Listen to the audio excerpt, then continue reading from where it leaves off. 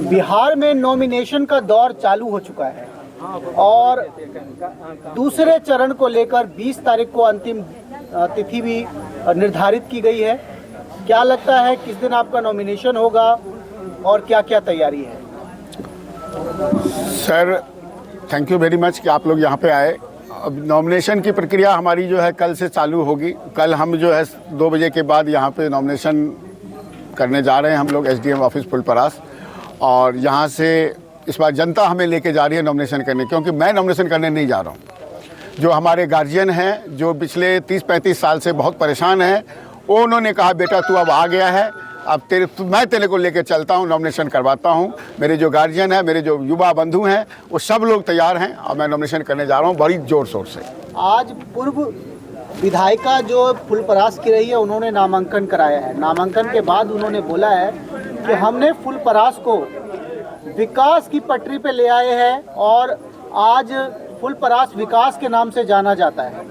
इस पर क्या आप कहना चाहेंगे? सर, विकास जनता में, विकास शब्द का अर्थ जनता को पता है।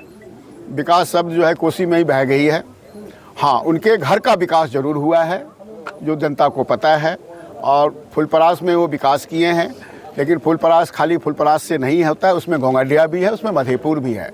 और आज आप मधेपुर के दक्षिणी छोर पे बैठे हैं, आप यहाँ पे आए होंगे, आपको पता लग गया होगा कितना विकास हुआ है।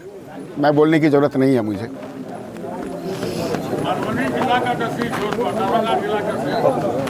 मधेपुर प्रखंड। सर, जनसुराज एक नई पार्टी है और जनसुराज जो है बीते कई वर्ष में कई रुपए खर्च कर चुके हैं चुनाव प्रचार प्रसार में। तो क्या लगता है ऐसे में जनता विश्वास करेगी? क्योंकि उन्होंने कभी कोई धरातल में काम करके नहीं दिखाया, कैसे विश्वास करे जनता? देखिए क्या है ना कि जनता इतने ठगी गई है 30-35 साल में। जनता को पहले विकल्प नहीं था।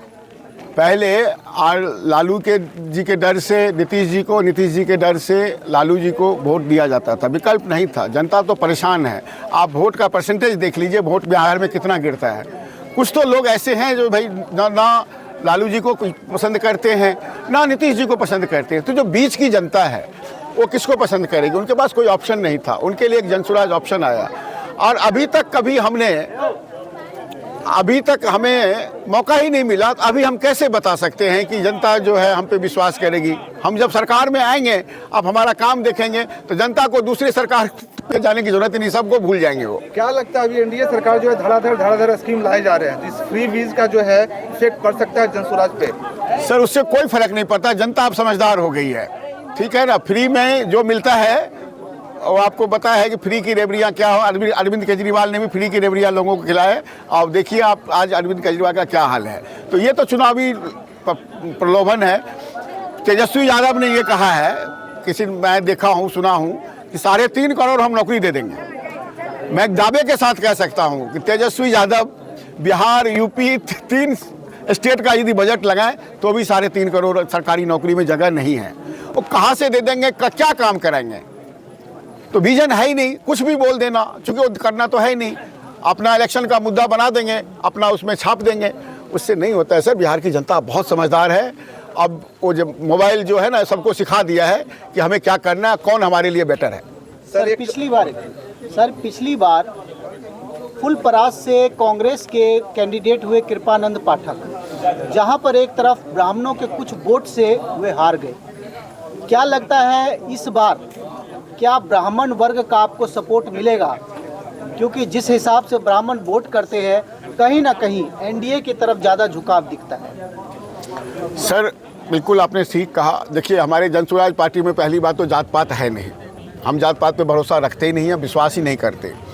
दूसरी बात, मधेपुर की से दक्षिण के जो जनता है, मधेपुर प्रखंड के जो जनता है, इन्होंने ये इस बार हमें कहा है, हम आज 6 महीना हो गया मुझे भी क्षेत्र में घूमते हुए, उन्होंने ये कहा है कि चाहे कोई भी आ जाए, कोई भी पार्टी हो, कोई भी जात हो, हमें आपको बहुत मतलब इधर के जनता को हम सरकार विधायक हम बनाएंगे। उसका रीज़न ये है कि ये बहुत ज़्यादा परेशान है। ये लोग इंफ्रा के नाम पे इनके पास 0 है, तो इसलिए वो इस बार जो है हमें जिता के भेजेंगे। फुलपरास विधानसभा से 8 संभावित प्रत्याशी थे, उसमें आपका नाम नहीं था और आपको टिकट मिला है। बाकी 8 लोग आपको सपोर्ट करेंगे? सब लोग हमारे साथ सपोर्ट करेंगे, सब लोग हमें सपोर्ट करेंगे। आप देख लीजिएगा, कल हमारा नॉमिनेशन हो, सारे चेहरे आपको दिखाई देंगे। जब 5 भाई साथ में रहते हैं ना, तो थोड़ा बहुत तो होता है। कई विधानसभा में ऐसा हुआ है कि दूसरे प्रत्याशी जो थे, जो संभावित, वो दूसरे पार्टी में चले गए हैं। यहाँ सब कुछ ठीक ठाक है? हमारे यहाँ सब कुछ ठीक ठाक है। हमारे यहाँ कोई ना निर्दलीय लड़ेगा और ना कोई हमें पार्टी छोड़ के जाएगा। यही तो हमारी एकता है। और कोई सवाल? चलिए, बहुत परिचय दे दिया जाए। मेरा नाम हुआ राम कुमार मंडल। मैं जनसुराज पार्टी का दरभंगा प्रमंडल का प्रभारी हूँ और मधुबनी जिला का संयोजक अभियान समिति का। फुलपरास एक बहुत ही पिछड़ा अति पिछड़ा सीट रही है। यहाँ से पूर्व में भी कर्पूरी जननायक कर्पूरी ठाकुर विजेता बने हैं और विगत 10 सालों से भी यहाँ पर जो है वो आपका समीकरण कुछ धानुक की तरफ है। क्या कहना चाहेंगे इस सीट को लेकर? किस तरह का तालमेल देखते हैं आप? देखिए, ये तय है जो फुलपरास समाजवादी धरती रही है और फुलपरास का आप शुरू से इतिहास लेंगे तो केवल अति पिछड़ों का ही नहीं रहा। यहाँ सभी वर्ग के लोग इसमें प्रतिनिधित्व किए हैं, चाहे वो ब्राह्मण से हों, यादव से हों, अति पिछड़ा से हों। सभी जात के वर्ग के लोगों को यहाँ की जनता ने अवसर दिया है। और जहाँ तक अभी अति पिछड़ा का सवाल है, तो अति पिछड़ा से ही अभी कांग्रेस से भी उम्मीदवार आए हैं, अति पिछड़ा से ही एनडीए के भी उम्मीदवार हैं। लेकिन यहाँ अन्य पार्टियों में जो बात हुई है, लेकिन जनसुराज की जो अवधारणा है, जनसुराज में कोई जात पात नहीं है, लेकिन जनसुराज पहली ऐसी पार्टी है, उन्होंने कहा है कि जिसकी जितनी आबादी है उसके मुताबिक मैं हिस्सेदारी दूंगा। इसके लिए अति पिछड़ों को उनकी आबादी के अनुसार 70 सीट पर जनसुराज पूरे बिहार में लड़वा रही है। तो ऐसा तो नहीं है जो सब सीट पर अति पिछड़ा ही लड़े। जनसुराज में जितना अति पिछड़ा को महत्व दिया गया है, मैं भी अति पिछड़ा समाज से आता हूँ, लेकिन जनसुराज में सबसे ज़्यादा जो सभी पार्टियाँ अति पिछड़ा का नाम लेती है, लेकिन ये तो देखना है ना उनकी आबादी के अनुसार उनको कौन प्रतिनिधित्व दे रहा है। उसमें जनसुराज ही ऐसी पहली पार्टी है जो 70 सीट पर पूरे बिहार में अति पिछड़ों को लड़ा रही है। इसीलिए यहाँ अति पिछड़ा केवल और कहीं भी अति पिछड़ा केवल अति पिछड़ा के वोट से अति पिछड़ा नहीं जीतता है। उनको भले ही उसकी बहुतायता होती है, लेकिन वोट इनका सबको लेना पड़ता है।